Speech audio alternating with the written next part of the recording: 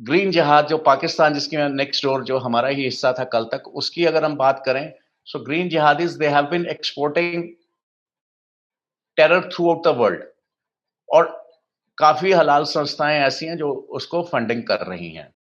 अब ये जो through out the world terror export कर रहे हैं, अब इनके अपने घर में जो था, ये रेड जिहाद के साथ जो कॉम्बिनेशन है बहुत डेडली है, हमारे लिए बहुत खतरनाक है, but this is also very artificial combination.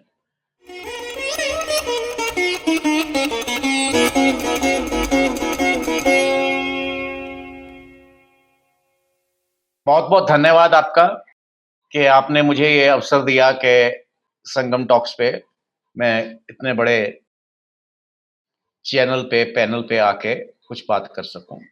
हालांकि संगम टॉक्स पहले भी मुझे अपॉर्चुनिटीज देती आई है। अभी जो आज का हमारा विषय है, green jihad and red jihad, तो ये 26 ऑफ अगस्त को एक मैंने आर्टिकल सर्कुलेट करा था अपने फेसबुक पे और उस पे, the marriage between green jihad and red jihad. और जिहाद को अगर हम शब्द को समझें, इसका शाब्दिक अर्थ समझें, तो that is Holi war. Okay, very good, Holi भी है और वार भी है, बड़ी अच्छे कॉम्बो है।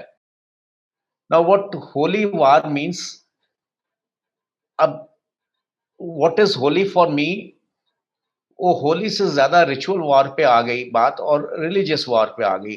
होली मेरा और आपका एक होली हो सकता है, मगर रिचुअल्स एक से हों सभी मजहब के, तो वो ऐसा जरूरी नहीं है। अब ये होली वार है, सुनने में बड़ा अच्छा शब्द लगता है, जब वार के साथ होली लग जाता है तो चलो वार भी होली हो गई, सब कुछ अच्छा ही अच्छा है, good good good. But war against whom? War में there have to be at least two warring partners. अब ये एक, अब जब हम जिहाद की बात करते हैं, इस्लामिक होली वार की बात करते हैं, तो उस इस्लामिक होली वार में एक पार्टनर तो है इस्लाम, मतलब एक, सॉरी, वारिंग फैक्शन था Islam, but against whom? Obviously against all काफिर्स। अब ये जब काफिर्स के अगेंस्ट वार है, तो that has got its own principle, its own aims. उसमें वार तब तक जारी रहेगी जब तक कि वो सब इस्लाम की शरण में ना आ जाए, यानी हर दारुल हरब दारुल इस्लाम में ना कन्वर्ट हो जाए। Every country which is a non Muslim country, जहां पे शरिया नहीं लग रहा, तब तक ये वार जारी रहेगी। सो इसमें होलीनेस क्या है ये समझ नहीं आती। मेरे अपने विचार है, मेरा अपना एक फेथ है, धर्म है, उसके ऊपर डिबेट हो सकती है। आप मेरे से डिबेट कर सकते हैं, पर जहां पे डिबेट खत्म होके और सिर्फ इम्पोज करा जाता है, तो वो होली कैसे होगा? और वो war is one sided imposed war. चाहें या ना चाहें, हमारे ऊपर वो वार लाद दी गई है। अब we have no option but to fight the war. इसको अगर हम भारत के सिनेरियो में देखें, परिप्रेक्ष्य में देखें भारत के, तो पिछले 100-200 सालों में एक एक करके टुकड़े अलग हुए, और लास्ट, अभी मैं कश्मीर की बात नहीं कर रहा, जो पाकिस्तान बना, जिसे मैं usually I have been talking, this is not Pakistan, de facto this is Punjabistan. वहां वहां पे 90% जो कंट्रोल है वो पंजाबियों का है। Punjabi army is 80% of the army is Punjabi. Judiciary में भरे हुए हैं, एडमिनिस्ट्रेशन में भरे हुए हैं, और कराची पोर्ट पे आप चले जाए तो वहां पे जो प्रॉपर्टीज हैं, जो सिंधियों की होनी चाहिए या यहाँ से जो महाजिर गए उनकी होनी चाहिए, वहां पे उनकी प्रॉपर्टीज बहुत कम है। ऑन द लाइटर साइड, यहाँ पे दिल्ली में अशोक होटल में कोई कॉन्फ्रेंस थी, तो वहां पे पाकिस्तान के एम्बेसडर, हाई कमिश्नर आए हुए थे, तो एक कोई वहां पे बिजनेसमैन थे सरदार जी, तो उन्होंने कहा आपसे कोई बात करनी है। नाउ दिस कुड सी कि यार ये आदमी पैसे से तो बहुत स्ट्रांग है, बट वो इंटेलेक्चुअल शायद उसमें नहीं है, तो मैं इससे क्या बात करूं, इंटेलेक्ट नहीं है वो उसमें। तो जब 2-3 बार उसने कहा तो उन्होंने कहा ठीक है, बड़ी कहिए, बात करिए। तो बोला यार ये जो पाकिस्तान बन गया बड़ा गलत हुआ। So the high commissioner says कि मैंने समझा कि ये वही पुरानी बात करेगा कि हम एक थे, गांव में इकट्ठे त्योहार मनाते थे, फलाना था, ये था। सो सर बोलिए साहब। बोला ऐसे है कि अगर पाकिस्तान ना बनता तो हर कॉर्नर प्लॉट हमारा होता, जिसे हम पाकिस्तानी आर्मी कहते हैं या सरेंडर आर्मी कहते हैं, उसे कॉर्नर प्लॉट आर्मी भी कहते हैं, क्योंकि जितने कॉलोनीज के कॉर्नर प्लॉट्स हैं वो सारे जनरल्स के और मतलब उसके अकॉर्डिंगली हैं। एंड बड़े हिसाब से उन्होंने एक अपनी, जिसे कहते हैं, ऑडिटिंग मैनेजमेंट करी हुई है। When it comes to international forum, उनका डिफेंस बजट जितना दिख रहा है उससे कई गुना ज्यादा है। तनख्वाह कम है, मगर उसको जो फैसिलिटीज मिल रही हैं, जैसे उसकी ट्रेवलिंग हो गई या ये हो गया, और रिजर्व्ड प्लॉट्स हैं, corner plots. So this man said कि यार अगर पाकिस्तान ना बनता ना तो पेशावर तो कलकत्ते तक सारे कॉर्नर प्लॉट साढ़े होने सन। Means all all the no, जो इसको जोक को छोड़ के अगर आगे इसको इसकी डेप्थ में जाएं, that means they have been capturing all the corner plots. What that means is कि सारी रिसोर्सेज को पंजाब के 5-6 जिले वो कर रहे हैं। Even in Punjab, the Pakistani Punjab, जो साउथ पंजाब है, मुल्तान है या जो बावलपुर का area, that is also rejected lot. All the prosperity, मैं कई बार इस्लामाबाद मेरे को जाने को हुआ, जब आप हम इस्लामाबाद में लगता है तो शायद उसके सामने कहीं पेरिस भी शर्मिंदा हो जाए। So beautiful, such a massive houses और ये सब। बट वो इस एनक्लेव से जैसे ही हम बाहर निकलते हैं, then we come to realise what real the Pakistani. तो जैसे डीप में जाते जाते हैं, देन वो तालिबान वाले उस तक पहुंच जाते हैं। ये हमारे नौ, ये मैं इसलिए बात कर रहा हूं कि ये this is happening in our backyard, और एम उसका भी यही है कि अल्टीमेटली मेरे को कन्वर्ट करना है, मेरे को ये करना है बाय हुक और बाय क्रुक। अब इसमें जो द सेम जो थॉट प्रोसेस है या जो सेम आइडियोलॉजी है वो लेफ्ट की भी है कि माय वे और हाईवे, अगर मैं जो कह रहा हूं वो ठीक है, वही आपको मानना पड़ेगा। और इन दोनों सिस्टम्स में रेड जिहाद जिसे हम कह रहे हैं, मतलब रेड जिहाद का क्या है, उसी जिहाद की तरह जो मैं सोच रहा हूं वो ही इम्पोज होगा, और यही ग्रीन जिहाद में है। अब ये जो कलर्स हैं रेड और green, they are just opposite. जब हम कलरिंग में जाते हैं तो green and red are opposite colours. पर ये आज का पॉलिटिक्स ऐसा है कि all jihadis are getting together against us. China का तालिबान से जो संबंध हैं ये हमें सबको पता ही है। और this was not fall of Kabul, this is fall of planet, पूरी this is fall of humanity. हम जिस तरह कह रहे हैं कि no, this was a green जिहाद, जिसे हम कह रहे हैं जी अफगानी आर्मी सरेंडर कर गई, हार गई, इतने वेल इक्विप्ड थे, इतने वेल ट्रेन्ड थे, ये था, फिर भी इतने, and they were 3 times 4 times more in number, और फिर भी वो क्यों हार गए या क्यों सरेंडर करके गए? उन्होंने कभी सरेंडर करा ही नहीं। They were always one. It is just like अमन, हम वी गो टू जंगल और वहां पे हम देखते हैं भेड़ियों का एक झुंड है, हम कहते हैं ये सफेद भेड़िया हमारे हो गए और काले भेड़िया आपके हो गए, और we try to understand the way we want to understand. क्योंकि अब मैंने सफेद भेड़िए को पैम्पर कर दिया है, इसको पाल लिया है, इसको मैं ट्रेनिंग भी दे रहा हूँ, इसको मैं टॉमी भी कहना शुरू कर रहा हूँ, कुत्ते के बिस्कुट भी खिला रहा हूँ, तो ये कुत्ता ही बन गया और वो मेरे हिसाब से चलेगा। This is what we have been, I mean this is what, there is a difference between different species of animals, और उनका अपना अपना बिहेवियर होता है, and different species of men and different cultures का अपना बिहेवियर होता है। They are one. ये बिना मतलब हम एक गलतफहमी पाल के बैठे हुए थे कि ये जो हमने आर्मी खड़ी कर दी है, ये 5 साल 10 साल या 20 साल से हमारे कैंप्स में रह रही है, अमेरिकन उसमें रह गए और हमने उनको अंग्रेजी बोलना सिखा दिया, तो इनका थॉट प्रोसेस बदल गया है।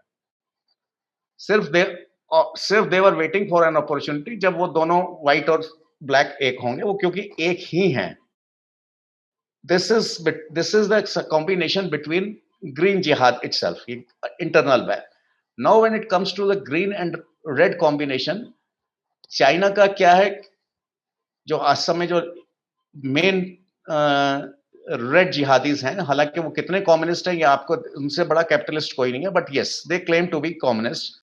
और उनकी भी क्या है कि हमको पूरी दुनिया कॉन्कर करनी है थ्रू दिस वे और दैट वे। उनका है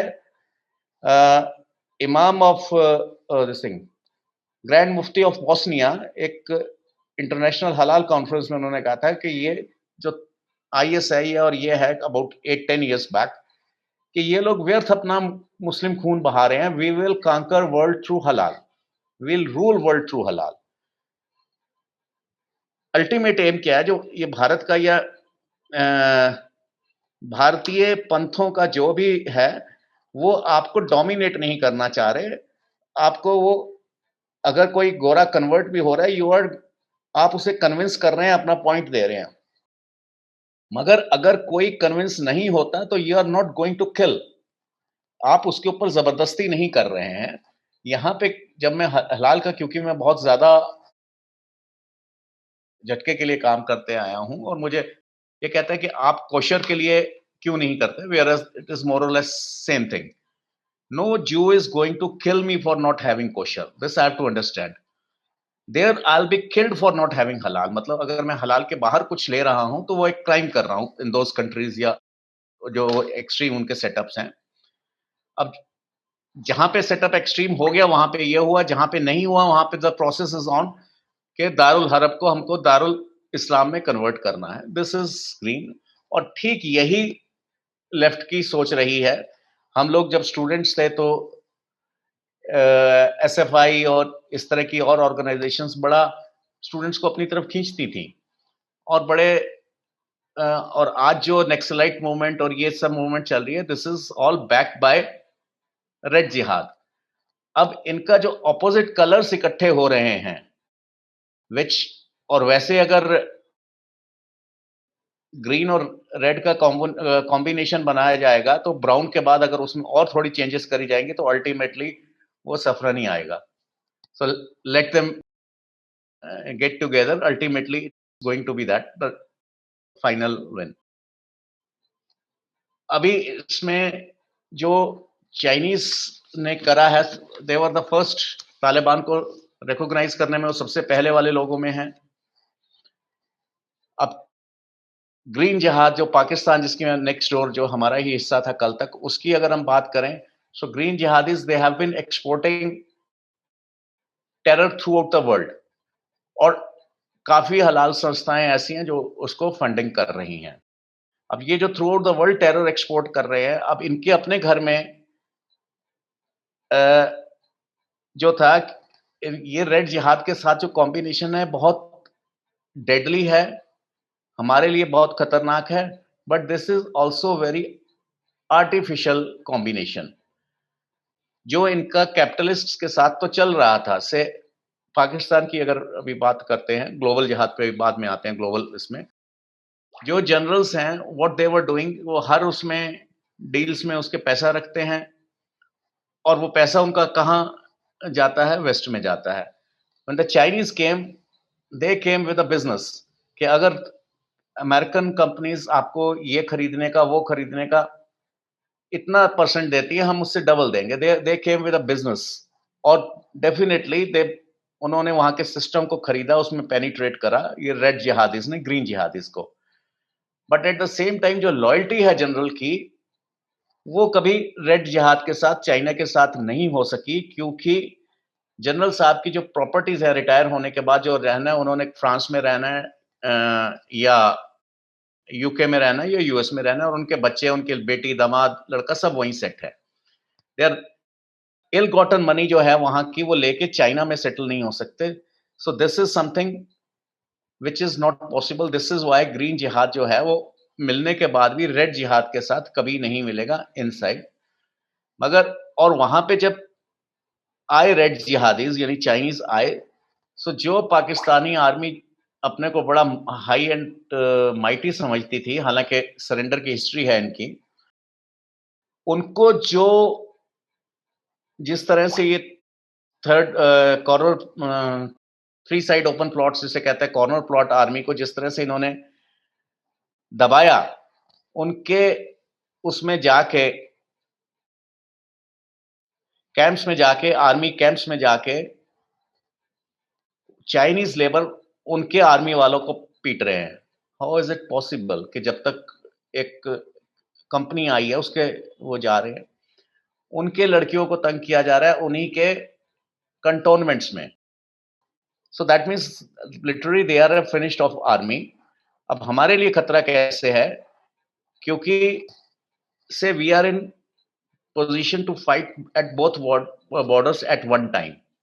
हम दोनों बॉर्डर्स पे एक समय पे युद्ध लड़ सकते हैं, मगर अगर ये जो कॉम्बिनेशन है, say if the Sargodha air bases ready for the Chinese, तो वो हमारे लिए ज्यादा, क्योंकि cross the trans Himalayan possibility नहीं है। But when you get the Sargodha base, so that means इनका जो कॉम्बिनेशन है वो खतरनाक है। इंडिविजुअली हम दोनों को अगर दो फ्रंट्स पे हम इकट्ठे लड़ने के कैपेबल हैं भी, तो भी जब इनका कॉम्बिनेशन है उसमें नहीं हम लड़ सकते। This is a simple example how the combination is killing us. यही कॉम्बिनेशन में यूएन में हम सिक्योरिटी काउंसिल में एक लीडिंग रोल रखते हुए भी हम तालिबान को नहीं स्टॉप कर सकते, नहीं कर सके। This is again because veto powers और एक कम्युनिस्ट रेड रेड जिहादी उसको बैक कर रहा है, और दूसरे एक्स कम्युनिस्ट जो हैं, रशिया की बात कर रहे हैं, हाफ हार्टेडली वो दे आर डबल माइंडेड कि उनको क्या करना है, but Chinese are very clear कि उनकी क्या इंटेंशन है। ये जो रेड जिहाद है, और ये अब हमारे घर में कैसे है, ना बैकयार्ड कैसे है, ये हमने वो शाहीन बाग के प्रदर्शन में देख लिया कि how all the jihadis, the hired jihadis, the painted jihadis, the new jihadis, ये सारे जिहादीज इकट्ठे हुए, and this was an experiment of Arab spring. Arab spring जो है वो किसने ऑर्गेनाइज करवाया, क्या करवाया, मगर mob gets collected and take over the establishment, takes over the government. और यही इसी तरह से मिलते जुलते जो एक्सपेरिमेंट्स हुए हैं वो वेस्टर्न वर्ल्ड में भी हुए हैं। Black life matters, all lives matter, it is not black lives or white lives or all lives matter। मगर ये जो चीजें इस तरह से, again this was somewhere there was backing of red jihad. और ग्रीन जिहाद की जहां तक बात है, पाकिस्तान में जो रूल है that is martial law from 15th August 1947 till day। Sometimes it's declared, sometimes it's undeclared, but it is always army's rule in Pakistan। Army rules the Pakistan। वो कहीं पे लोग कहते हैं कि every country has an army, but Pakistani army is an army that has a country। So इतनी उनकी strong वहां पे है। China में it's the Communist Party, and in US it is the corporates, they are ruling the US और world through it. US अभी जो green जिहाद की वहां पे सेंध लगी है, big gates have been crashed and little gates are being crossed.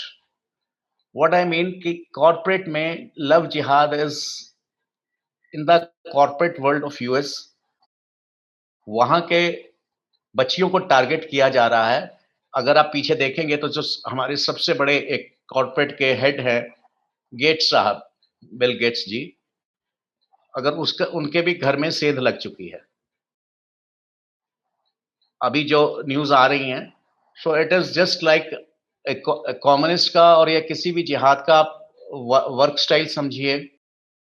It is just like गांव में, मैं बड़ी एक देसी सी बात करता हूँ, देसी भाषा में बात करता हूँ। गांव में दो भाई हैं, एक खेती कर रहा है, बिल्डिंग बना रहा है, ये कर रहा है, वो कर रहा है। पिताजी का देहांत हो गया, वो बेचारा काम करता रहा, एंड छोटे भाई ने कुछ नहीं करा, उसने सिर्फ जाके पटवारी को पटाया, and the property is in his name. So exactly what is this is green जिहाद का जो वो है, एम है. Love jihad is part of green जिहाद. और ये जितने जिहाद हैं, अभी मैं ग्रीन जिहाद की बात कह रहा हूं, इसके अंदर जो पार्टीशंस हैं, लव जिहाद, एनक्रोचमेंट जिहाद, माइग्रेशन जिहाद, ये जिहाद, वो जिहाद, अल्टीमेटली दे आर ऑल जिहाद. इट्स जस्ट लाइक मेरा और आपका खेत डिवाइडेड है, बीच में हमने एक फेंस लगा रखी है, बट बीनीथ द ग्राउंड पानी एक ही है, इधर का उधर जा रहा है और ऊपर से हवा एक ही जा रही है. So that is what. So ये ग्रीन जिहाद जो है कॉर्पोरेट उसको हिट कर रहा है, and that is being backed by red जिहाद. अल्टीमेट एम दोनों का यही है कि टू कॉन्कर द वर्ल्ड. हालांकि उनके अपने इंटरेस्ट, अपनी उनकी फिलॉसफी, अपनी आइडियोलॉजी, वो सब क्लैश करती हैं, मगर एक जगह पे वो आके मिलते हैं कि थ्रू हुक और crook we have to rule the world. और ये जब रूल द वर्ल्ड की दो चीजें इकट्ठी होती हैं तो ये हमें इफेक्ट कर रही हैं टू द वेरी कोर. और दिस इज नॉट वेरी, ये सिर्फ काबुल की बात नहीं है. We can also see in our backyard, चाहे वो शाहीन बाग हो, चाहे वो कुछ हो. और यही यही किसान आंदोलन को हाईजैक करने की कोशिश करी गई विदाउट गोइंग इन. जब ऐसा होता है, जब इस तरह के आंदोलनों में इस तरह के जिहादी आ जाते हैं, तो merit of the case is lost. अब ये इशू बहुत पीछे हो गया कि किसान ठीक है या गलत है, डिमांड ठीक है कि नहीं है, मगर उसको जिस तरह से एंटी नेशनल फोर्सेस ने हाईजैक कर लिया, so the issue became different. So you hijack the issue, you hijack this thing, और यही हम इसमें करते आ रहे हैं. अभी अगर हम देखें, सो जो इन्फ्रिंजमेंट हुई है, ये जो कॉमन चीजें हैं दोनों में, चाइनीज कंपनीज जो पाकिस्तान में हैं, they are bullying the Pakistani army. तो ये जो बुलिंग का है, एक चीज दोनों में है कॉमन, और ये जब when they are together. Second is के दोनों जिहादीज में एक चीज कॉमन है, they know when to bully and how to flip flop bit in between bullying and playing victim card. UN में हर जगह, चाइना कई जगह ऐसे अपने वो उठा रहा है कि जैसे कि they are the victims. So they know where they have to play the victim card and where they have to bully. हम जो हैं दोनों तरफ से जो घिर रहे हैं, इन पहले एक इंडिपेंडेंट हमारे खिलाफ फोर्स थी नॉर्थ ऑफ इंडिया, एक वेस्ट ऑफ इंडिया थी, एक ईस्ट ऑफ इंडिया थी. अब ये जब ये नॉर्थ वेस्ट का मिलना है, हमारे वेस्टर्न नेबर्स या हमारे वेस्टर्न एनिमीज और नॉर्दर्न एनिमीज जब मिल रहे हैं, तो ये खाली, this is not 1 + 1 is equal to 2. This is 1 + 1 is equal to 100, because they are using each other's resources. जैसे अगर एयर बेस इनके पास आती है, ये इनके पास आता है, वो इनके पास आता है. Independently, Pakistan Air Force was no match to Indian Air Force. Chinese cannot cross over, इतनी उनके वो नहीं है. और इसके जो पीछे हमको देखने को मिल रहे हैं, पिछले 2-3 साल से जो चीजें मिल रही हैं देखने को, the Chinese fishing boats are already in Karachi, और उसमें डिस्पाइट ऑब्जेक्शन फ्रॉम नेवी, उसको ओवर रूल करा गया आर्मी ने, मिलिट्री लैंड फोर्सेस ने, who dominate this thing. Because उनका ये डर था कि हाउ वी नो के, और उनको बिल्कुल क्लियर इंस्ट्रक्शंस थी कि आपको इन फिशिंग बोट्स की फ्रिस्किंग भी नहीं करनी. सो दिस इज हाउ इतना इतना रेड जिहाद जो है वो ग्रीन जिहाद के का ऑपरेटिव एरिया उसने हमसे ले लिया है. मतलब हमारे नेक्स्ट डोर ऑपरेटिव एरिया उनके पास आ गया है. सो ये तो भारत की बात होगी. अब इंटरनेशनल उस पर जाएं तो जितने आज भी हम जितने जिहादी देखेंगे भारत में, अगर देखेंगे तो ये सारे हाईवेज के ऊपर होटल होगा, ढाबा होगा, नाम होगा श्री कृष्णा ढाबा, मगर आप जब देखेंगे पीछे तो कोई और होगा उसके. सो ये अ, जो हाईवे जिहाद है, ये अपने में जिहाद है, और this is exactly happening when the refugees are running to every country. Green refugees are running to every country, not to the green countries and not to the red countries. ये दो कंट्रीज को छोड़ के वो सब जगह जा रहे हैं. तो ये इंडिकेशन कि दिस इज पॉपुलेशन जिहाद, माइग्रेशन जिहाद ऑफ द ग्रीन जिहाद, which is very well planned and backed by red जिहाद.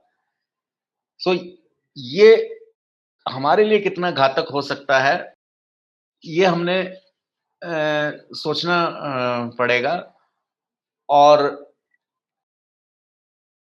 All governments are vulnerable.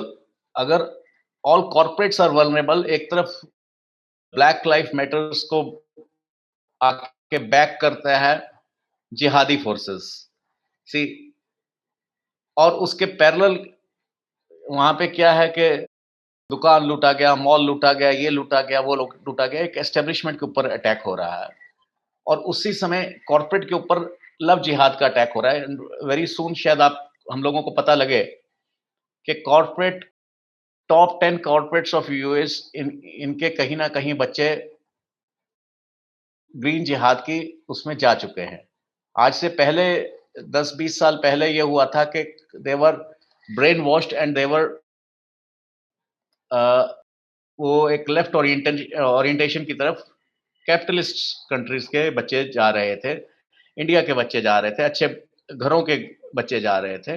Now this is that they were brainwashed, and now the next is this is the kids आज जो है, they are love washed, love jihad, they are love washed. इतना उनको प्यार में धो दिया जाता है कि the by the time they realise they are the victim, it's too late.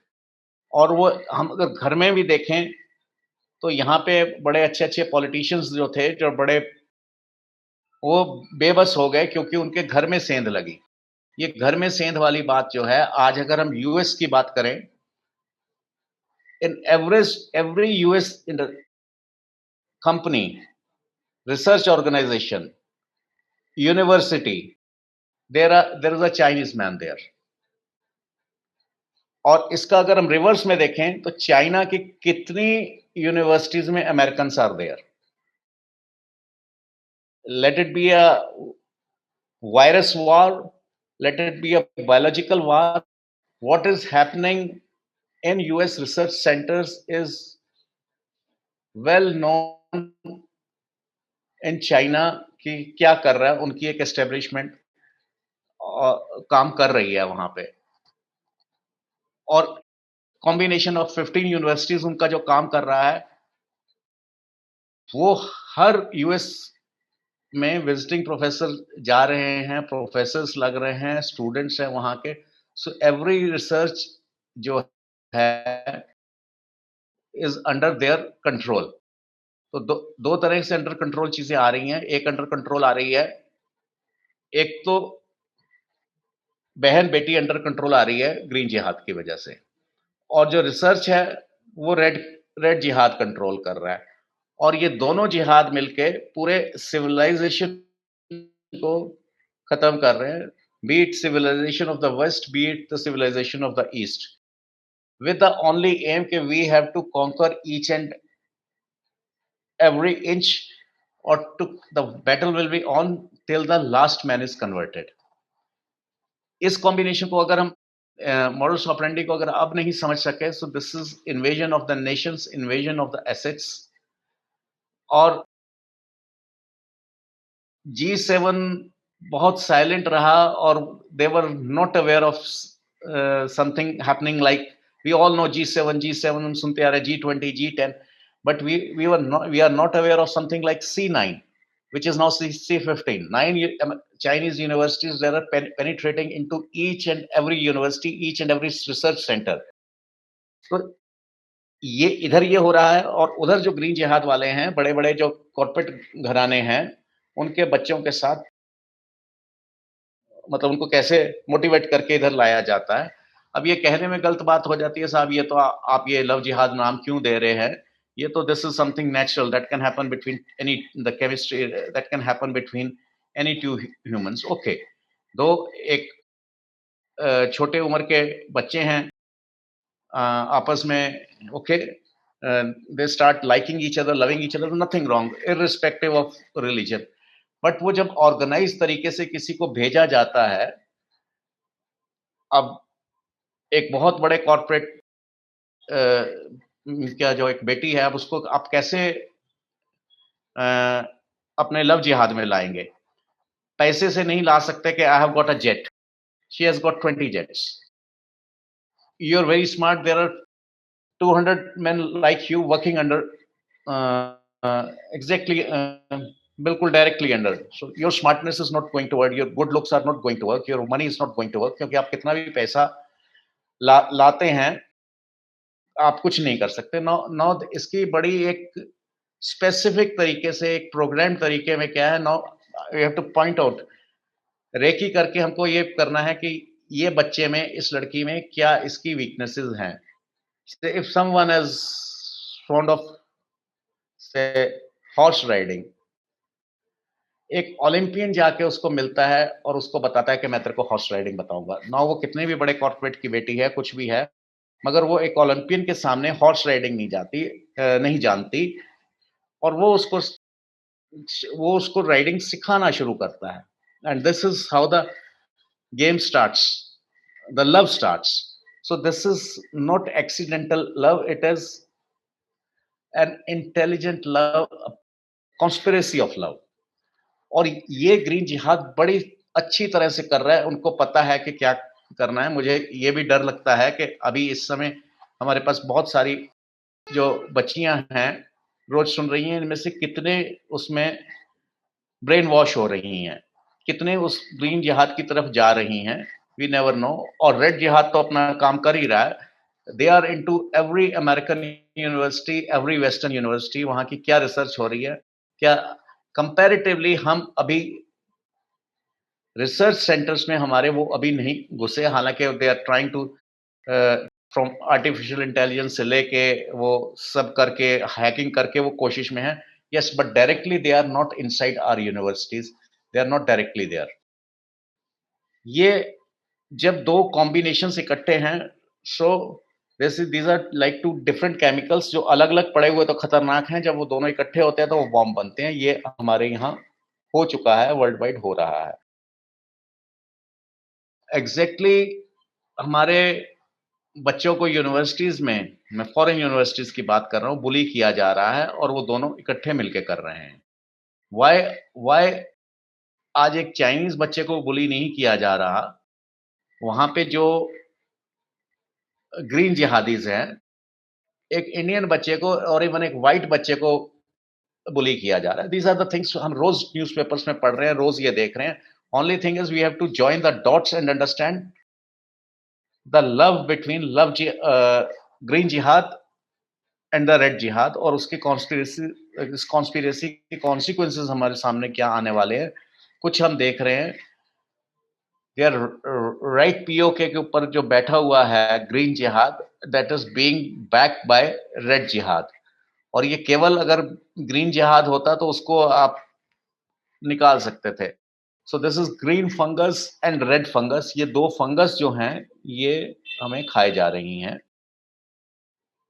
ये कल्चरल प्रोग्राम्स में जो एक्सचेंज ऑफ स्टूडेंट्स हो रहा है, एक्सचेंज ऑफ प्रोफेसर्स हो रहा है, every university of the west is being targeted, they come with a specific purpose। और यही एक पाकिस्तानी साइंटिस्ट गया था, वो सिर्फ इसी काम से गया था कि उसने, बिकॉज रिसर्च वो कर नहीं सकता, उसने पेपर चुरा के लाने हैं, और कैसे कैसे स्कैंडिनेवियन कंट्रीज तक पहुंचती है रिसर्च यूएस की, और करते करते वो पाकिस्तान तक पहुंचती है। And ultimately any research, B it a nuclear research, और जो पाकिस्तान एस्टेब्लिशमेंट के हाथ में है, that is in the hands of Taliban, that's in the hand of road side तालिबानी, या बड़े तालिबानी की, क्योंकि उसमें कोई ऐसा फिल्टरिंग है नहीं कि ये रिस्ट्रिक्शन यहीं तक रहेगी। इतिहास में हमारे को अगर देखा जाए तो हम बहुत सी हमारे ऊपर ऐसे एलिगेशंस हैं कि हमने डिस्क्रिमिनेट करा, ये करा। Yes, but the knowledge has to be protected.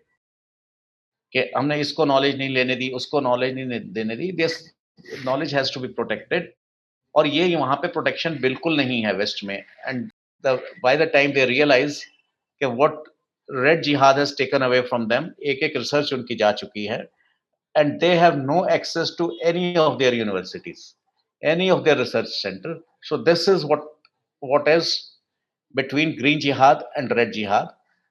और इसका जो ग्रीन जिहाद का जो सोर्स था, दैट वाज हलाल। It is almost 10 trillion USD economy, that is हलाल। और उसकी fund, that is a one way traffic. अगर हम हलाल को स्ट्रिक्ट टर्म्स में देखें, सो दैट इज के आपका पैसा मेरे को ले तो लेना है पर वापस नहीं देना। आप मेरी चीज तो खरीद लेंगे, मगर मैं अपनी फैक्ट्री में आपको नहीं रखूंगा, काफिर के बच्चे को नहीं रखूंगा। सो हम एक, जब ये अभी यहाँ पे ये प्रोडक्ट्स पड़े हुए हैं, ये 5-5 रुपए के, 10-10 रुपए के ये जो पैकेट्स पड़े हुए हैं मेरे पास, we can very well see there is a green sign, और हम बड़े खुश हो जाते हैं कि ये तो वेजिटेरियन है। Being a vegetarian does not mean that you are not a halalitarian. इसी के ऊपर एक और हलाल का सिंबल लगा हुआ है, if you can see. So this is vegetarian. इसमें हलाल कैसे है? Because of the certain terms which may not be, which are not strictly implemented right now in India, क्योंकि यहाँ पे पॉसिबल नहीं है कि आप एक फैक्ट्री में नॉन मुस्लिम को रोजगार नहीं देंगे। सो ये ऐसा नहीं हो रहा भारत में, ऐसा पॉसिबल भी नहीं है, ऐसा हो भी नहीं रहा। Yes, but when you come to the soul of the जिहाद, या उन जिहादियों की जो सोच से आते हैं, तो उसमें हमको आउट करना है। ऐसे ही बिजनेस हमारा हलाल के हाथ में जा रहा है, और ऐसा ही बिजनेस हमारा लेफ्ट के हाथ में जा रहा है। गणेश जी की मूर्ति, गणेश चतुर्थी है, गणेश जी की मूर्ति जो है वो चाइना से बन के आ रही है। सो ये जो कॉम्बो है, ये इसको कोई नहीं तोड़ सकता, इसको सिर्फ हम और हमारी डिटर्मिनेशन तोड़ सकती है कि yes, we don't have to buy Chinese product, we don't have to buy any product that is certified by any terror agency, या जो ये जिनका पैसा कहीं से भी टेरर में जा रहा है, या इट इज सस्पेक्टेड कि ये जा सकता है, and there are reasons to believe कि ये जा सकता है और जा रहा है। ये इतना ही जो है कॉम्बो जो है दोनों जिहादों का है कि दे अपनी इन फाइट्स उनकी पेंडिंग में पड़ी हुई हैं, वो होंगी जब होंगी, but those will be after rest of the civilisation is finished off. So capturing university is a part of red jihad. Love jihad, uh, love jihad is part of green जिहाद। वो ड्यूटी ग्रीन जिहाद की है कि love जिहाद करना, और universities को कैप्चर करना की ड्यूटी है आपस में जो उन्होंने बांट रखा है, या जैसे भी है। सो इसमें हम दोनों तरीके से पिट रहे हैं, दोनों तरह से आ रहे हैं, एंड ये हमने दिल्ली में भी देखा और हर जगह देखा, ये हो रहा है। यही that is the crux of the matter, that we have to join the dots. इसमें बहुत सारी चीजें हमारे को विजिबल नहीं होंगी। किसी कॉर्पोरेट की, बहुत बड़े घराने की किसी लड़की का ग्रीन जिहादी की तरफ चले जाना, किसी बहुत बड़ी यूनिवर्सिटी की रिसर्च उधर चले जाना, we have to join the dots and see, और ये इकट्ठे इनको एक दूसरे को सपोर्ट करना, ये हमारे को इट्स नॉट, ये जो आज हमारा प्रोग्राम हो रहा है, this is a wake up call, और ऐसे, और this is the last, if not last, almost last chance for us कि इसको हम फ्लाइट टू सेफ्टी ले सकते हैं। अदरवाइज आप लाहौर से, कराची से भाग के तो यहाँ आ गए, मगर अब वाशिंगटन से भाग के कहाँ जाएंगे, न्यूयॉर्क से भाग के कहाँ जाएंगे, दिल्ली से भाग के कहाँ जाएंगे, अब आगे कुछ बचा ही नहीं है। they are right into your towns, right into your universities। एक माइग्रेशन और पॉपुलेशन जिहाद कर रहा है, दूसरा रिसर्च जिहाद कर रहा है। इतना ही कहना है मेरे को। We can come to the session, question answers अगर कुछ हैं तो। सर से मेरा सवाल है, मैं एक तो सर को डिफरेंट प्लेटफ़ॉर्म्स पर संजय दीक्षित जी के साथ सुनता रहता हूँ, यहाँ भी सुन रहा हूँ। सर से मेरा 2-3 सवाल है, 2-3 एक नहीं कई एक सवाल होगा। अच्छा सर, पहले आप रविरंजन जी सर आप ये बताएँ कि वो जो 1984 वाली जो घटना हुई थी अमृतसर, जी। उसके बारे में कुछ ज्ञानियों का, मैं उनको बड़ा ज्ञानी मानता हूँ, उनका मानना है कि हरकिशन सिंह सुरजीत की भी बड़ी भूमिका थी। क्या ये बात इज़ इट करेक्ट? देखिए, एक तो ये जो टॉपिक है, ये आज के हमारे टॉपिक से बिल्कुल अलग है और इसमें खाली नहीं, उसमें थोड़ा-सा मैं कहूँगा, इसमें हरकृष्ण सिंह सुरजीत की क्या भूमिका थी या क्या नहीं थी, मगर इसमें रेड जिहाद का तो सपोर्ट था और उससे ज़्यादा ग्रीन जिहादीज़ का सपोर्ट था। अगर इसको और किसी प्लेटफ़ॉर्म पे हम करें, तो जिस समय हम 1984 की बात करते हैं या ब्लू स्टार की बात करते हैं या 84 के राइट्स की बात करते हैं, दे वर नॉट प्लान्ड इन 1984। इसकी प्लानिंग 10-12 साल पहले हो चुकी थी और यहाँ तक कि ये अ, बांग्लादेश की फॉर्मेशन से पहले ये चीज़ें तय हो चुकी थी। The borders were to be redefined not only of Pakistan but also of India और ये एक प्रोग्राम्ड तरीका था और बड़ी स्पष्ट यहाँ पे बात ये आती है, आपका बहुत अच्छा क्वेश्चन है। बांग्लादेश, ईस्ट पाकिस्तान जो था, उसकी सेपरेशन की movement before conceiving of Pakistan शुरू हो गई थी। 1947 में, 1946 में पाकिस्तान के विरोध में नारे लग रहे थे ढाका में, हमको पाकिस्तान के साथ नहीं रहना, पाकिस्तान से हमको अलग होना है। ये 1946 की बात कर रहा हूँ, जब पाकिस्तान एग्जिस्टेंस में नहीं था। It was only an imaginary state. जब एग्जिस्टेंस में नहीं था तो नारे लगने की वजह थी और बड़ी जेन्युइन वजह थी कि जो सबसे बड़े वहां का सूबा था ईस्ट पाकिस्तान, यानी आज का बांग्लादेश, उसकी पॉपुलेशन और रेवेन्यू किसी भी स्टेट से ज्यादा था। तो नेचुरली दे वर एक्सपेक्टिंग कि बंगला जो है हमारी राष्ट्रभाषा बनेगी और इसमें कुछ गलत भी नहीं है। हिंदी राष्ट्रभाषा, मैं इसको सपोर्ट करता हूं, ये नहीं कि मैं हिंदी का प्रेमी हूं। अगर हिंदी नहीं होगी तो जो भी भाषा होगी वो हिंदी से कम होगी। सो इसलिए मैं हिंदी, वैसे तो मैं हिंदी को राष्ट्रभाषा में सपोर्ट ही नहीं करता। मैं तो कहता हूं ये हमारी शुरू से गलती रही, हमको संस्कृत को लेके आना चाहिए था। आज 70 साल बाद हम यहाँ पे, और वो जो हिंदी आई वो भी उर्दू नुमा हिंदी आई, वो हिंदी भी नहीं आई। तो खैर वो विषय नहीं है। विषय यहाँ पे ये है कि उस समय वो जो बंगाली था वो बड़ा अपनी भाषा के प्रति सेंटिमेंटल था और वो इसको भाषा को नेशनल लैंग्वेज बनाना चाहता था और बड़ी अच्छी तरह मोहम्मद अली जिन्ना को ये पता था और उनकी जो मान्यता थी that we are one nation and two countries और वी विल फॉल अपार्ट, ये उसको, और 25 साल का वो टाइम मान के चल रहे थे। अब यहां पे क्या था, अगर लोकतंत्र आता तो रूल कौन करता? बंगाली, मेजोरिटी उनकी है। आज आज ये नहीं कि मैं ये कहूंगा कि जी से सिक्किम से डिस्क्रिमिनेशन है, मगर सिक्किम से एक एमपी आएगा और यूपी से 80 एमपी आएंगे। दिस इज एज सिंपल, इसमें कोई वो नहीं, क्या मैं कहूँगी सिक्किम से डिस्क्रिमिनेशन हो रही है, ऐसा नहीं। सो नेचुरली जब ज्यादा एमपी ईस्ट पाकिस्तान से आएंगे तो मेजोरिटी उनकी होगी हाउस में और वही करेंगे। अब यहाँ पे जो टकरार हो रहा था, जो आज मैं पंजाबिस्तान पंजाबिस्तान बाद में बार बार बोलता हूं, पंजाबी ईगो का टकराव टकराव था बंगालियों से। उनके दिमाग में एक थी कि हम ये बड़ी बड़ी मूछें रखने वाले, लंबे चौड़े पगड़ी बांधने वाले, पठान सलवार कमीज पहनने वाले गोरे, ये काले बंगाली हम पे क्यों राज करेंगे? That was as simple, racialism in the worst sense. अब अगर डेमोक्रेसी होगी तो वही रूल करेंगे, दिस इज एज सिंपल। उसका तोड़ क्या है? Martial law. आर्मी किसकी है? पंजाबियों की। कंट्रोल कर करेंगे पंजाबी। ये मुजीब रहमान साहब जीत गए हैं, उन्होंने ओथ लेनी है, उसको उठा के जेल में बंद कर दिया, उसकी पूरी फैमिली मार दी गई। और ये जो हुआ, अब इसमें समस्या क्या थी, उस समय जो डी फैक्टो पीएम थे, तब तक यहया खान या अयूब खान इनसे ज्यादा पावरफुल थे भुट्टो साहब।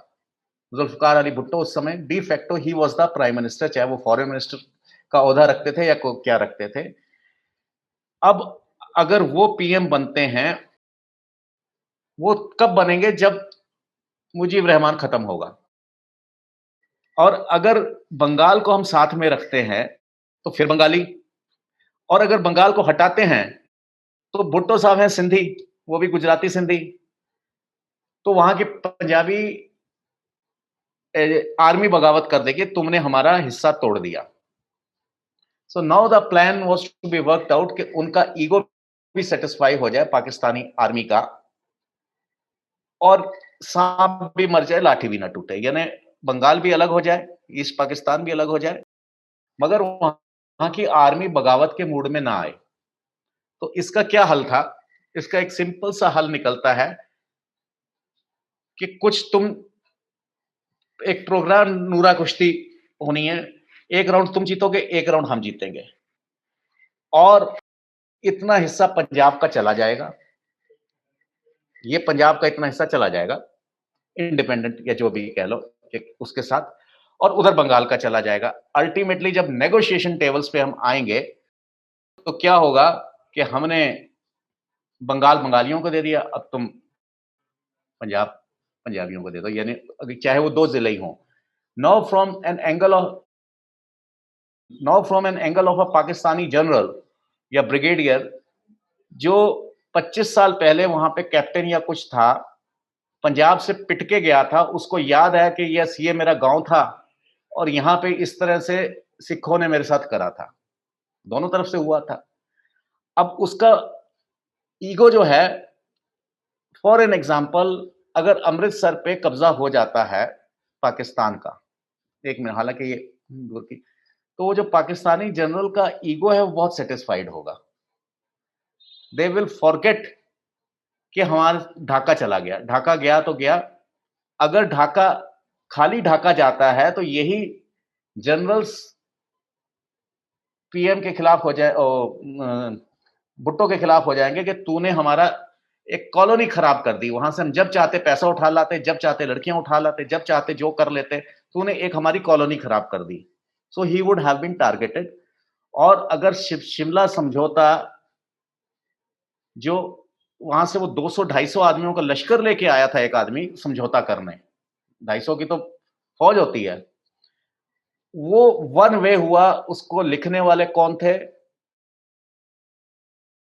एक कम्युनिटी का आदमी यहां से, हस्कर साहब उसको देख रहे थे, दोनों तरफ से एक ही कम्युनिटी के आदमी बैठे हुए उसको कर रहे हैं, और इसमें ज्यादा कभी सेशन इस पे लगेंगे। और एक देयर वाज अ कोड, लड़का हुआ है। लड़का हुआ है का मतलब क्या था कि yes things have been done according to us. और वो जो समझौता हुआ, वो 1 लाख फौजी, अपना लगभग 1 लाख फौजी छुड़वा के ले गए, और हम अपने कुछ 100 फौजी नहीं छुड़वा सके। So this was a deal जिसकी आप शुरुआत अगर कहें तो वहां से होती है, जिसकी जो डील शुरू होती है वो कहां से शुरू होती है? वहां से शुरू होती है उस अलगवाद की, कि इतना हम तुमको दे देंगे। ये सारा कुछ हो जाना था, ये जो हम 84 की बात कर रहे हैं, ये शायद उससे पहले ही हो जाती, मगर उसमें कुछ विलियन आ गए बीच में, इस प्लान के बीच में, मतलब उनके हिसाब से विलियन, जिसमें सबसे बड़े एक जो उनकी प्लान में रोड़ा अटकाने वाला विलियन था, वो मानिक शॉ थे, जो इस देश के हीरो थे मगर उस प्लान के विलेन थे। उनकी अगर आप कन्वर्सेशन उस समय की अगर रिकॉर्डिंग, तो उनके और प्रधानमंत्री के बीच में क्या-क्या, उस समय के प्रधानमंत्री के बीच में क्या-क्या चीजें घटी। She said, "You are here to fight a war." I said, "Sorry, madam, I am not here to fight a war. I am here to win a war." हमारी एस्टेब्लिशमेंट ये चाहती थी to fight a war, to win a war शायद वो नहीं चाहते थे, या विन अ वॉर आधा जीतना और आधा नहीं जीतना, कुछ जीतना कुछ हारना, इस तरह की प्रोग्रामिंग थी आपके सवाल का। ये जिसको हम 84 से शुरू करते हैं कि 84 या 83 में शुरू हुआ, ये इससे बहुत ये 70 में शुरू हो चुका था और ये कहीं और नहीं हुआ था। हमारी सरकारों के बीच में, हमारी एस्टेब्लिशमेंट के बीच में वो आदमी बैठे थे जो सेपरेटिज्म चाहते थे। और जिसको हम बार-बार एक चेहरे को भिंडरवाला को विलेन बना के सारा ब्लेम उस पे डाल के जब हम निकल जाते हैं, तो हम उन सबको एक तरह से छूट दे देते हैं, जो चाहे वो उसका नाम जगजीत सिंह चौहान हो या कोई और नाम हो जिन्होंने उसको शुरू करा। और इससे पहले कॉन्स्पिरेसीज़ बहुत साल पहले आ गई थी, तो ये इसमें सिर्फ हरकृष्ण सिंह सुरजीत की बात नहीं है, बहुत से ऐसे लोग थे जो अलग-अलग पार्टीज़ में थे और वो इसको हवा दे रहे थे। और there was a clear motive कि सार दोनों कंट्रीज़ के बॉर्डर्स डिफाइन होंगे। जी, शायद ये प्रश्न बड़ा शायद अभय कुमार जी हैं नहीं, तो ये एक इसका लंबा उत्तर हो गया। प्रश्न बहुत छोटा था मगर ये बहुत कॉम्प्लिकेटेड विषय है, तो इसलिए थोड़ा इसका प्रश्न उत्तर लंबा हो गया। मेरा बस यही प्रश्न है कि जो कम्युनिज़्म की आइडियोलॉजी रही है, अपना जिहाद कहे या फिर अपनी जो नैरेटिव है, एजेंडा है, उसको पुश करने की, वो काफ़ी एकेडमिक रही है। जी। और मतलब हम देखें कि अगर माओ की बात करें चाइना में भी, तो उन्होंने मतलब 3 करीब 30 साल तक वहाँ पे इतने खराब सिचुएशन रहे चाइना में उनकी कल्चरल रिवॉल्यूशन के बाद या फिर वो ग्रेट लीप फॉरवर्ड के बाद। फिर भी आज अगर चाइना में देखा जाए, मैं कहीं पढ़ रही थी, तो लोग सोचते हैं कि माओ वाज़ अ ग्रेट पर्सन उस उन्होंने मतलब चाइना के लिए क्या कुछ नहीं किया है। तो अगर इतने जिनकी मतलब मेमोरीज़ या फिर पास्ट उनके जो एंसेस्टर्स हैं, उनकी मेमोरीज़ इतनी खराब रह के भी अगर चाइनीज़ अपने लोगों को ये सोचने में मतलब ये भरोसा दिला सकते हैं कि माओ माओ काफ़ी अच्छा इंसान था, तो वो दुनिया में कुछ भी कर सकते हैं एकेडमिक्स के थ्रू। तो और जो इस्लामिस्ट है वो तो काफ़ी रेडिकल है। तो हम तो एक तो रेडिकल अप्रोच भी नहीं ले रहे हैं या फिर हम एकेडमिक्स में भी नहीं हैं। तो हम कर क्या सकते हैं मतलब अपना जो वर्ल्ड व्यू है वो लोगों को बताने के लिए? देखिए, संजय जी एक तो ये है अगर वो माओ को महान पढ़ रहे हैं, तो हम भी अकबर को महान आज तक पढ़ रहे हैं, ठीक है ना? इसमें तो हालाँकि इसमें कॉन्स्पिरेसी फिर उसी रेड जिहाद की है कि हम अकबर को महान क्यों पढ़ रहे हैं। और ऐसा नहीं है कि वो रेडिकल्स नहीं हैं, they are more radicals than other जिहादीज़। और ये भी नहीं है कि ग्रीन जिहादी एकेडमिक नहीं है, हम सिर्फ़ उसको एक दाढ़ी वाला, सलवार कमीज़ वाला, AK-47 वाला ना समझें। अ, अगर ये चाइनीज़ लैब से वायरस निकला है, लीक हुआ है या निकला है, there were few Americans who were working in Chinese labs, but there are hundreds and thousands of Chinese in the American university. Academics में वो कम नहीं है। और आज आपको जो हम किसी गलतफ़हमी में हैं कि अब्दुल पंचर वाला भी नहीं है, अब्दुल डॉक्टर भी है। तो ये ग्रीन और वो बात नहीं है। और इससे निकलने का एक ही तरीका है, सिर्फ़ सुबह उठ के अपना इतिहास देखें और मैं सुबह उठ के शीशा देखूँ कि मैंने कल क्या किया।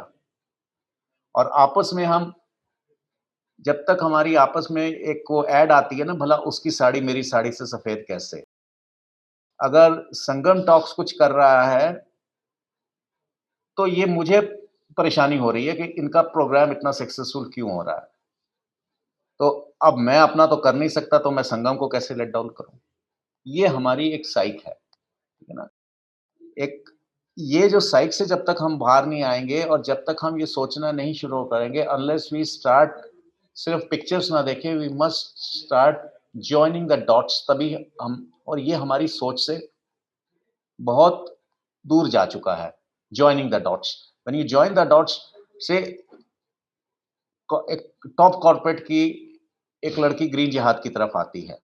उसके बाद उस कॉर्पोरेट की सोच बदल जाती है, जो एक सॉफ्टवेयर में था, अब और बड़ी चैरिटी के में था, एटलीस्ट दिखने में चैरिटी में था, अब वो कहता है कि मैं पूरे दुनिया के वैक्सीन्स को मैं ही कैप्चर करूँगा। सो दिस इज़ ग्रीन जो इंजेक्शन उसको ग्रीन जिहाद का लगा है। और और उस ऐसे कई कॉर्पोरेट्स हैं और भारत में भी ऐसा होने जा रहा है, एटलीस्ट यूएस में तो बहुत तो वो जो ग्रीन जिहादी है वो दाढ़ी रख के नहीं आया। So there is a saying कि radical is the snake and liberals are the grass that hide the snake. So we have to understand कि ये जो लिबरल और ये जो चीजें हैं, अगर घास नहीं होगी तो सांप भी नहीं बचेगा, तो सांप को घास की जरूरत है, और वो सांप भी हमारे बीच में है और घास हम हैं। हम खुद घास हैं जो उनको बार बार सांप को शरण देते हैं। ये रिफ्यूजी जिहाद, रादर टू से रेप जी जिहाद, अपने यहां वहां पे आप देखिए तालिबान के सिर्फ वहां के 18 से 50 साल के आदमियों को ही तालिबान का खतरा है। औरतें तो वहां पे बिल्कुल सेफ हो गई, बच्चे वहां पे बिल्कुल सेफ हो गए, अब यही भाग रहे हैं। एक हमारे में जो एक कल्चर है, अगर किसी बिल्डिंग में फॉर एग्जांपल आग लग जाती है तो क्या होता है कि पहले बच्चों को, क्या नाम, महिलाओं को बाहर निकालो। एक हमारा एक, अगर बस बस खराब हो जाती है कि इसमें 4 ही पैसेंजर जा सकते हैं तो मैडम आप जाइए, ये कल्चर है। मगर यहां पर एक इंसिडेंस सऊदी में, एक गर्ल्स हॉस्टल में रात को आग लग गई, पता नहीं आपने ये न्यूज पढ़ी थी कि नहीं, और जो गेटमैन था उसने ताला लगा दिया कि ये लड़कियां प्रॉपर बुरके में नहीं है, ये बाहर भाग रही हैं। दो, उनको बुरके में होना चाहिए था, और बाहर मार्केट में आने के लिए there has to be a man member with them. ना इनका परिवार का कोई आदमी इनके साथ है, और ना इन्होंने अभी बुरका, when you are jumping from 3rd floor तो ऑफ कोर्स बुरका आप उतारोगे। so, उस समय ये मैटर नहीं कर रहा कि इसने क्या पहना है या कुछ नहीं पहना, मैटर ये कर रहा है you have to save a life. मगर वो चौकीदार ने बिल्डिंग लॉक करी, 200 बच्चे उसमें मरे। ये बहुत बड़ी न्यूज है जो दबाई गई है, और उसके ऊपर बाद में बल्कि उसको सोसाइटी ने शाबाश दी कि बहुत अच्छा काम किया। तो ये अगर सिस्टम जहां पे होगा कि जस्ट बिकॉज आपके कपड़े ठीक नहीं है तो इसलिए मैं आपकी जान नहीं बचने दूंगा, ये जिहाद है। इट इज नॉट ओनली जिहाद के तलवार चलाना है। ब्रिगेडियर जनरल मलिक की बुक है, पाकिस्तान के ब्रिगेडियर हैं, Quranic concept of war, Quranic concept of war, और उसमें एक बड़ा चैप्टर है वाटर एज अ वेपन। ये भी जिहाद है, दूसरे का पानी रोक देना। तो ultimately you have to win the war. और ये चाइनीज और ये रेड बटन, तो कमिंग बैक टू दैट, जो हम ये कह रहे हैं तो ये तो प्रोपेगेंडा वार है, हम हारते जा रहे हैं। और ये रिवर्सल जब होगी पोजीशन, एक क्योंकि मेरा बहुत अच्छा बड़े बड़े मुस्लिम मित्र हैं और शायरी भी सुनता रहता हूँ, कि द क्रक्स इज, लम्हों ने खता की थी, सदियों ने सजा पाई। सो हम हर लम्हे गलत कर रहे हैं, और हर जिस इतना सच अभय जी कुछ कहना चाह रहे हैं, तो ये हम we have to come out, we have to join the dots, start learning how to join the dots. क्या हो रहा है मेरे आसपास? नमस्कार रवि रंजन जी, क्या आप सुन पा रहे हैं? हाँ जी, बिल्कुल क्लियर आपकी आवाज आ रही है। बिल्कुल। तो पहले तो रवि रंजन जी, आपका बहुत बहुत धन्यवाद। आपने ये फोरम पे आया, हम सबकी आंखें भी खोली, और आप जो काम कर रहे हैं वो बहुत ही सराहनीय है, और संगम टॉक्स का भी जो काम है वो बहुत ही सराहनीय है। मैं सबको धन्यवाद देता हूँ। आपने जो बात बोली वो बहुत इम्पोर्टेंट बात है, और ये संभव हम लोग काफी सालों से ये सब हो रहा है, अंडर द करंट चल रहा था, बट आप भी मेरे हिसाब से one of the few individuals हैं जिन्होंने इसको ऊपर लेके आया, सही तरह से ये बात दुनिया के सामने रखी है। लेकिन अब कॉल फॉर एक्शन क्या है? हमारे जैसे लोग जो कि प्योर वेजिटेरियन है, हम देख रहे हैं कि इवन प्योर वेजिटेरियन में भी ये हलाल का स्टैंप आने लग गया है। कुछ समय पहले एक खबर थी कि पतंजलि का भी जो प्रोडक्ट है, अगर वो दुबई में बेचने के लिए उनको रखना है तो they have to have a halal stamp on it, right? तो ये जो एक पूरा इकोनॉमी है जो कि सेल्फ फंडेड है। आपने एक बहुत अच्छी बात कही कि पाकिस्तान का जो डिफेंस बजट है वो बहुत ही कम बताया गया है, because they have a parallel economy which is not even accounted for. एक बहुत ही सोची समझी साजिश है जो कि स्मॉल स्मॉल स्टेप्स में हमको हमारे जो भी चाहे हमारा कल्चर है, चाहे हमारा जो हक है, चाहे हमारे बिजनेसेस हैं, वो सबको हमें धीरे धीरे हमसे अलग किए जा रही है। But what is the call of action for people like us, and how can we actually go and counter this? ऐसे है कि संगम टॉक्स में ये चीज़ मैंने पहले भी कही थी कि हलाल का हर चीज़ का पहले हम शाब्दिक अर्थ देखें, चाहे वो जिहाद हो, चाहे वो हलाल हो। हलाल अरबी शब्द है जिसका अर्थ जायज़ है। अब जायज़ केवल मीट पे या मांस पे नहीं होता, वो हर चीज़ पे होता है। हर चीज़ जायज़ और नाजायज़ है। इस्लाम में हर चीज़ हलाल है या हराम है, जायज़ है या नाजायज़ है, और ग्रे एरिया बीच का बहुत कम है। इट इज़ ब्लैक और व्हाइट। तो ये जो हमें लेबल्स नज़र आ रहे हैं, ये पहले भी थे। मतलब जब लेबल्स नहीं छप रहे थे, जब इस तरह की प्रिंटिंग नहीं हो रही थी, yes, but they were clearly defined कि मेरे को फलाना ही प्रोडक्ट लेना है जिसमें ये डला हो और ये ना डला हो, और फलाने की दुकान से ही लेना है। ये बिल्कुल आज से अब 70 साल पहले भी चले जाए, जहां पर वो अवेयर नहीं हुए थे। जहां पे अवेयर हो गए तो फिर जहां पे अवेयर नहीं हुए थे वहां कुछ भी चल रहा था। जहां अवेयर हो गए तो ये हो गया कि मेरे को इसकी दुकान से लेना है और उसकी नहीं लेना। ये चलते चलते ये कोई बड़ा नहीं, आज से 100 साल पहले भी उतना ही कट्टर था, 1000 साल पहले भी उतना ही कट्टर था। सिर्फ ये है कि अब ये क्योंकि इस तरह की फाइन पैकेजिंग आ गई है, तो फाइन पैकेजिंग में फाइन लेबलिंग भी आ गई है और वो हर चीज पे लागू है। अब हम क्या कर सकते हैं? जैसे ना तो कोई यहाँ की सरकार कर सकती है कुछ, ना यहाँ की कोई कोर्ट कुछ कर सकती है। कर सकते हैं तो मैं और आप कर सकते हैं। सबसे पहली चीज है कि एक तो एक होके, मतलब जैसे अगर आप कहीं पे कुछ कर रहे हैं, कुछ है, तो मैं बार बार ये कहता हूँ कि कम से कम आप एक इंफॉर्मेशन मेरे को दे दें। मान लीजिए कल हम एयर इंडिया के पास जाते हैं कि साहब आप हलाल बंद करो, और मैं कहता हूँ जी बंद करो। वो कहते हैं जी क्यों बंद करें? व्हेन आई हैव 5000 पीपल जिनके जो कह रहे हैं, तो वो मेरी वॉइस बनती है, वो हम सबकी वॉइस बनती है। Someone has to do it. तो एक तो हमको, दूसरा ये है कि इसके लिए कोई हमको किसी से वैर नहीं, किसी के साथ हमको बम नहीं चलाना, किसी पे गोली नहीं चलानी, कुछ नहीं करना। मेरे को सिर्फ ये है, 2 पैकेट्स पड़े हैं, मेरे को ये वाला लेना है और ये वाला नहीं लेना।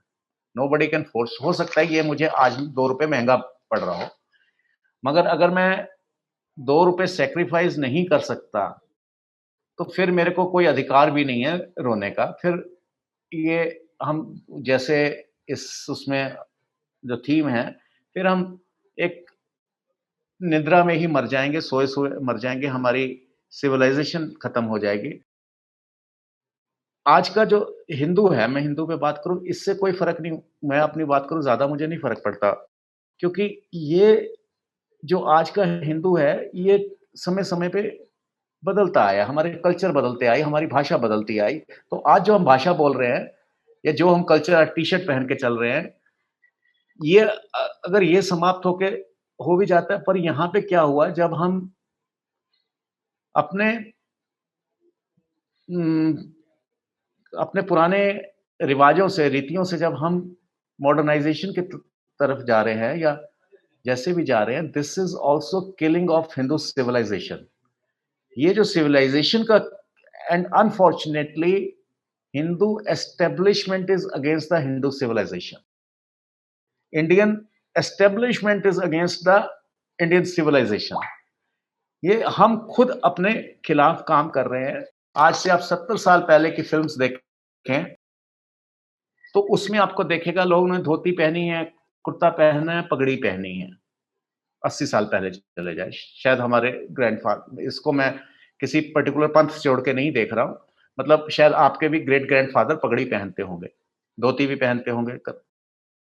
उस समय हम पहनते रहे, आज क्या हमारे को अमेरिकन्स कह रहे हैं कि अगर आप पैंट की जगह पजामा या धोती पहन लेंगे, तो हम आके बम्बार्डमेंट शुरू कर देंगे। हम आपका वो क्या नाम बायकॉट कर देंगे।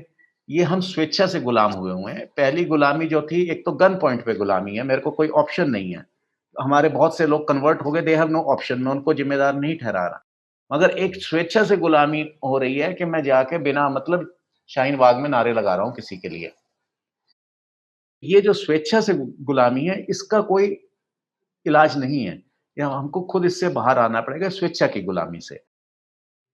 कई बार 45 डिग्री 50 डिग्री तक यहाँ पे कई शहरों में टेम्परेचर होता है। वकील साहब काला कोट पहन के जा रहे हैं। अगर वो काला कोट हटा के हम कुछ और कर देंगे, ना वकील का दिमाग काम कर रहा, पंखा ऊपर चल नहीं रहा। डिस्ट्रिक्ट कोर्ट्स में या छोटी कोर्ट्स में कैसी हालत है आपको पता है। अगर वकील साहब वो कोट नहीं पहनेंगे तो क्या ग्रेट ब्रिटेन आके हमारे ऊपर हमला कर देगा कि तुमने कोट क्यों नहीं पहना? तो हम स्वेच्छा से गुलामी लगा रहे हैं और ये स्वेच्छा से ही हम ये खरीद रहे हैं। जिस दिन हम इसको नहीं खरीदेंगे, कोई जरूरत नहीं है किसी तलवार की, बंदूक की, इसकी, और जिसने खरीदना है वो खरीदे, उसको हम रोक भी नहीं रहे। That is the difference. चाहे वो मीट हो चाहे नॉन मीट हो, ये चीज है। हम खुद हाउसिंग कॉम्प्लेक्सेस में वो कहते हैं हम आपको जगह नहीं देंगे, फिर भी हम वो हाउसिंग कॉम्प्लेक्स में थोड़ी सस्ती सी प्लॉट मिल रहा है, वो फ्लैट मिल रहा है, तो हम कोशिश करते हैं कि हम भी हलाल हाउसिंग कॉम्प्लेक्स में मकान दे दें। वो कहते हैं कि हमको आपको देना नहीं है, मगर हम फिर भी किसी तरह से करके, क्योंकि वो सस्ता मिल रहा है, तब तक हम ये इस मोह से, लालच से बाहर नहीं आएंगे, तब तक कुछ नहीं हो सकता। और जिस दिन हम इससे आ गए तो कुछ हमारे को करने की जरूरत नहीं है। और जो ये 10 ट्रिलियन यूएसडी इकोनॉमी है,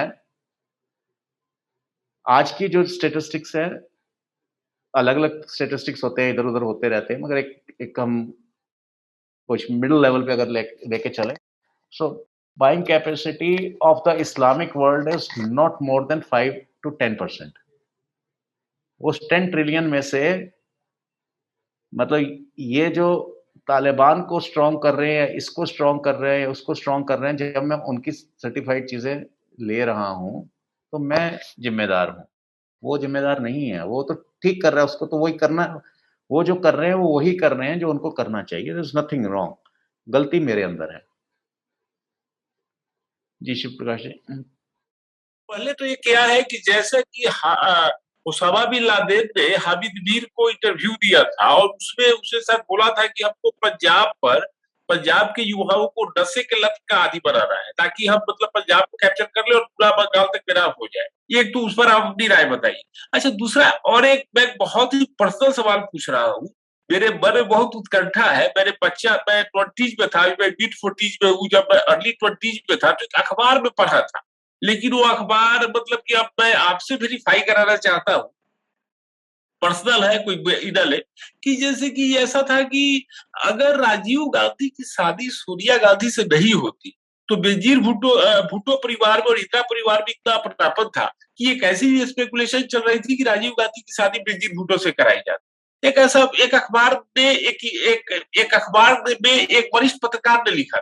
मैं आपके से जानना चाहता हूँ कि क्या उस समय ऐसी कोई सीख थी क्या इन दोनों बातों पर, कि ओसामा बिन लादेन वहां के पंजाब के यूथ बंगाल तक का शासन हो जाना, और दूसरा मैं राजीव गांधी जी वाला बोल रहा हूँ। कृपया करके दोनों बातों पर मेरा उत्कंठा को आप दूर करें। You R G. जहां तक ये दो परिवारों के संबंधों की बात है, इनके जहां तक हमें जानकारी है या ये है, दोनों परिवारों में बड़े अच्छे संबंध थे। और अब किसके साथ होनी थी शादी या किसके साथ नहीं होनी थी, ये तो नहीं कह सकते। और हाँ, बाकी इनके संबंध बहुत अच्छे थे। और शायद कई बार ऐसे होता है कि पर्सनल संबंध जो होते हैं वो राजनीति पे हावी हो जाते हैं, राजनीतिक कारणों पे, और देशों के संबंधों को डील करते हैं और राष्ट्रहित के ऊपर भी भारी हो जाते हैं। हमने लगभग 1 लाख सोल्जर छोड़ दिया और अपने मुट्ठी भर सोल्जर्स हम नहीं छुड़वा सके। ये ऐसा मैं पाकिस्तान में किसी फंक्शन में था, तो वहां पे एक वो पठान थे लंबे चौड़े, तो वो बोले कि मैं आपका बड़ा शुक्रगुजार हूँ। तो मैंने कहा कैसे शुक्रगुजार हैं आपके? मैं तो आपको जानता नहीं, कभी मिला नहीं। तो बोले ऐसे है कि मेरे 2 लड़के थे, दोनों 2 थे, हाँ 2 लड़के थे, दोनों प्रिज़नर ऑफ वॉर हो गए थे। और हम ये समझ बैठे थे कि वो वापस नहीं आएँगे, कि जैसे यहाँ पे होता है, तालिबान ने आईएस को पकड़ लिया, आईएस ने तालिबान को पकड़ लिया, बलूच ने उसको पकड़ लिया और वो मारे जाएँगे। मगर वो जब वो वापस आए, ना केवल वो ठीक वापस आए, पर पहले से अपना 2 किलो वज़न बढ़ा के 4 किलो आए। दे वर प्रिज़नर्स ऑफ वॉर। तो ये ये कहने का मतलब है कि हमने तो वो छोड़ दिया, और हमारे आज तक वो हैं, इतने समय बाद नहीं है, हमें नहीं पता। मुशर्रफ साहब आए तो किसी ने बात करने की कोशिश करी तो उसको रोक दिया गया। ये हमारा सारा पॉलिटिक्स की इस वजह से संबंध खराब होंगे। हमारे जवान वहाँ पे कैद हैं, तो हम ऐसे संबंधों को बना के क्या करें? वो 1 लाख जवान कैसे छुड़ा के ले गए, और उस छुड़वाने के लिए जिसने अपोज़ करा था, जिसने अपोज़ करा था, उन सबसे गिन-गिन के बदले लिए गए। एक ऐसा आदमी था जिसका ये कहना था कि हम इनको नहीं छोड़ेंगे, हम इनको बचाने की कोशिश नहीं करेंगे, मारेंगे भी नहीं, मगर इनको बचाने की कोशिश नहीं करेंगे, तो जो ये 1 लाख की फ़ौज वहाँ पे है, Bangladeshis will roast them alive. क्योंकि जो इन्होंने बांग्लादेश पे ज़ुल्म किया है, जिस वक़्त आर्मी डिसआर्म हो गई, जब तक आर्मी है तो अपने कैंप में बैठे हैं, वो 100 आदमी, हथियार है, टैंक है, ये है, वो एक 50,000 पे भारी है 100 आदमी। मगर जिस वक़्त वो 100 आदमी निहत्था हो गया, तो वो 50,000 उसका क्या करेगा, आप अच्छी तरह समझते हैं, जिसने ज़ुल्म करे हों। तो जिसने ये फौजी ने ये प्रपोज़ल दिया था, उसको बड़ी बुरी, उसकी एक बड़ी भारी कीमत देनी पड़ी। सिर्फ़ उसका इतना था कि ठीक है, हम क्यों इनको बांग्लादेशियों से बचाने के लिए मरें? क्योंकि जब हम इनको बांग्लादेशियों से बचाएँगे, जैसे आज हम जिसको, जो तालिबान से भाग के आ रहा है, अगर हम उसको यहाँ पे शरण दे रहे हैं, जो हमारे हिंदू हैं उनको तो देनी है शरण, ये तो देश है। बाकी हम अगर सबको शरण देंगे, तो हम तालिबान से दुश्मनी करेंगे, नंबर 1। नंबर 2, यही चीज़ वहाँ पे हुई। आप अगर उनको बचा रहे हैं, तो बांग्लादेश जो आपकी तरफ सॉफ्ट कॉर्नर रखता था, वो खत्म हो गया। दूसरा, उनका ये कहना था कि आज ये दोनों अलग हैं, लड़े हुए हैं। कल ये दोनों इकट्ठे होके आपके ऊपर अटैक करेंगे, मिलिट्री स्ट्रैटेजी यही कहती है।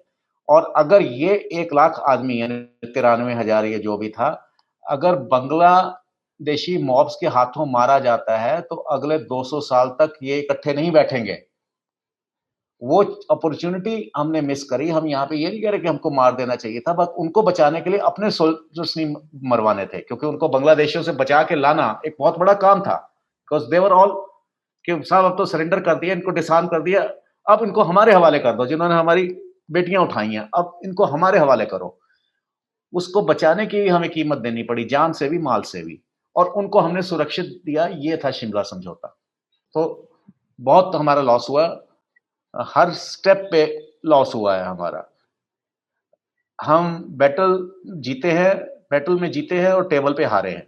सर, आज का आपका वार्ता बहुत अच्छा रहा है। हमें ऑडियंस से बहुत अच्छे रिव्यूज़ मिल रहे हैं कमेंट बॉक्स में। जी। अ, और सर मेरा सवाल बस इतना सा है कि चाइना की जो हमेशा से स्ट्रैटेजी रही है, अभी हाल ही में यूएस की तरफ से एक डॉक्यूमेंट आउट हुआ था, जो चाइना ने हमारी भारत की डिफेंस सिस्टम जो है उसको कितना बारीकी से समझा है, एक-एक पॉइंट पे।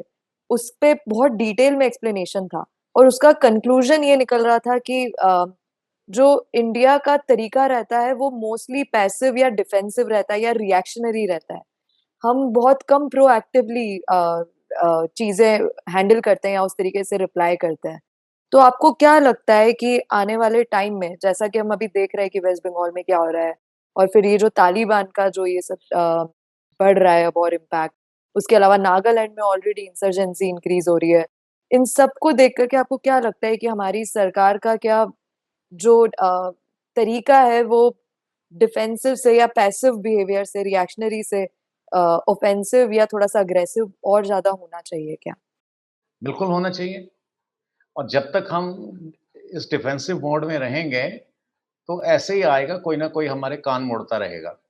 इसमें कोई वो नहीं है, इसमें कोई दूसरा हो ही नहीं सकता और वी आर इन पोज़ीशन कि हम कर सकते हैं। ऐसी बात नहीं है कि हम नहीं कर सकते।